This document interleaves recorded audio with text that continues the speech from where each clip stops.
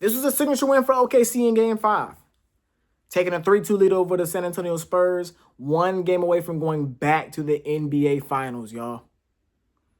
I say this is a signature win because this is the kind of win that they've been getting all season long. You got SGA with his 30 points, a bunch of free throws. You got forcing a bunch of turnovers. You got a third quarter run. You got the role guy stepping in, hitting big shots. This is a signature OKC win. And they needed it badly, y'all. They needed it badly because you did not want to go back to San Antonio down 3-2. That was the last thing you wanted to do. And the resilience of a champion showed off once again. Like we saw in Game 3 when it was tied 1-1, and like we saw again tonight. 3-2 going back to San Antonio. Now, I think it is very important to look at the last game and see what was different between this game.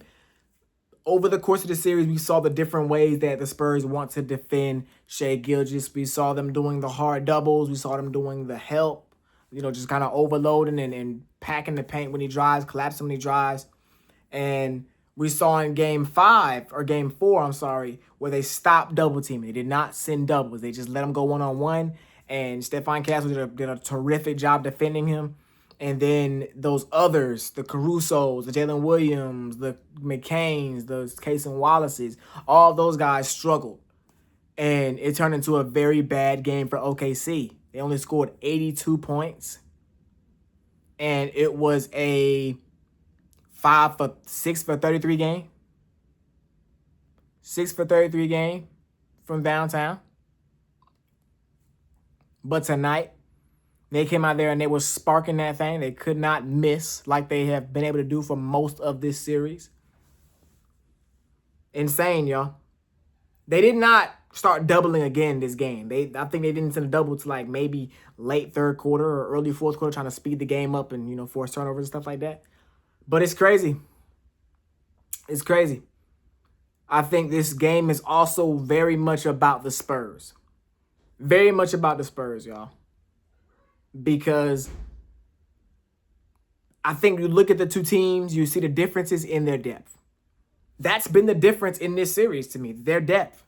Which team it's not about the mano a mano between the two stars. It's not about that.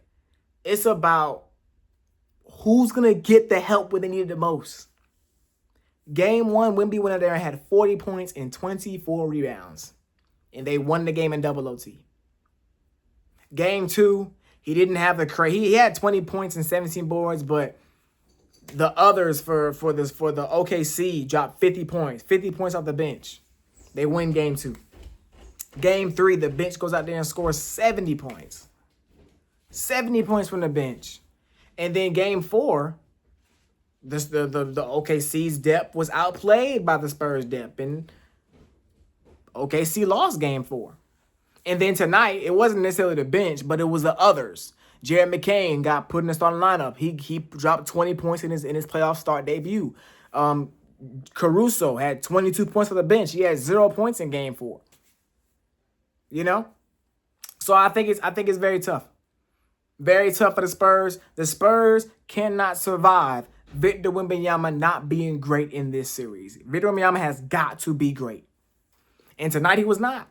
4 for 15 from the field. Did not make a three-point shot. Him and De'Aaron Fox were around 4 for 15 from the field. Didn't make a three-point shot. That's not going to win you a game in this series.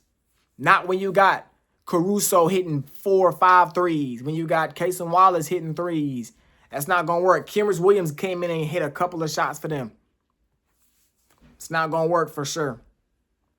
And the thing about Wemby, I'm not going to say it again because y'all know what I'm about to say. He got 2 games. I'm going to leave it there because I've said it in every single game this series, or every single video I've done on Wembanyama. He's got 2 different games. And this was the game where you want to see more.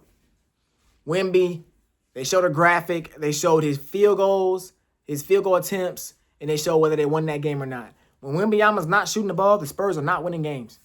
Not in this series. And tonight, it took them so long to finally start playing with some kind of motor. I think the whole first quarter, or majority of the first quarter, every single Spur was shooting the ball except for Wembanyama. That can't happen. That can't happen because the team goes where Wemby goes. You go back and look at Game 4. The rest of the Spurs were not that good. Wemby had 30 points. Everyone else, I don't think they had a guy above 15 points. But Wemby going out there and asserting himself into that game elevated that team. Didn't have it tonight.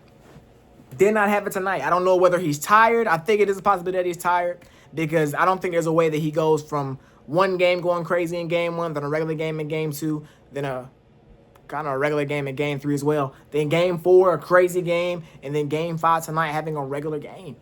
I fully expect Wemby to go out there and empty the clip in game six.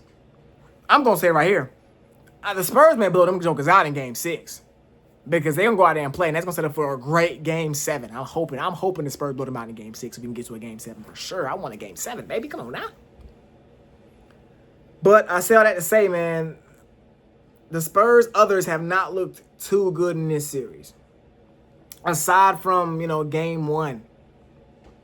They haven't looked too good. And they're going to need to step up over the course of these last two games if they want to get to the finals. They're going to need to step up. And Wembanyama's going to have to lead the charge. He's going to have to. Wembanyama has got to set the tone early. If he don't set the tone, their team is cooked. It's cooked. Because they've got a bunch of guys that do not have that playoff experience like the Thunder do. The Thunder just did this last year. So they know what it takes. Not just SGA, but everyone knows what it takes to get the job done. And they know they're down Jalen Williams. They know they're down AJ Mitchell. And they're stepping up. They're stepping up. In my mind, there was no way that the Spurs would not have, that OKC would have a good offensive performance without AJ Mitchell and without Jalen Williams. They've had two of them I think AJ Mitchell went down in game three.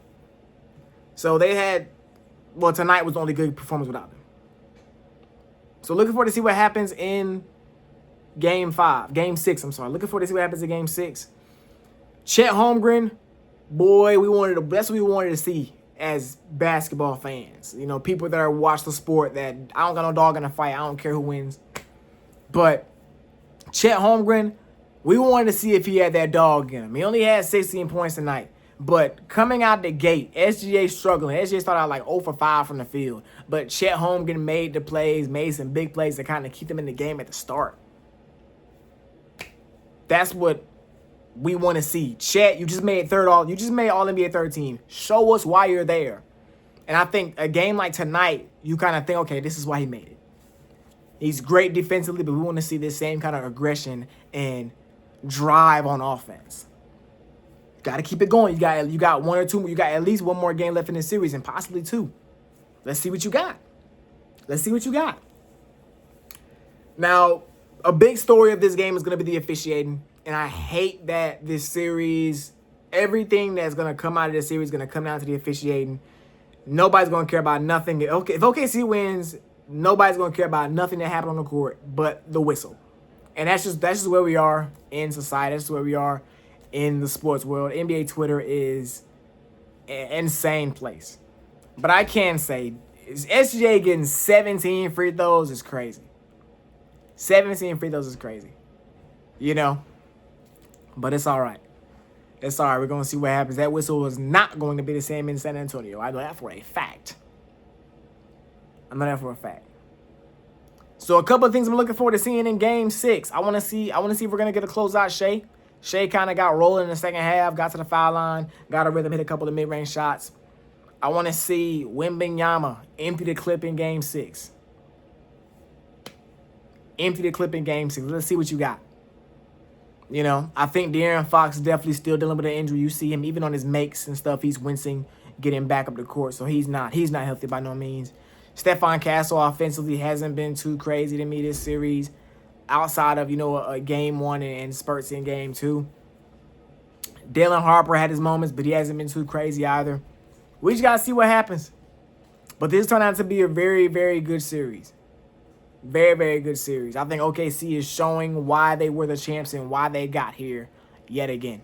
This is a very deep team.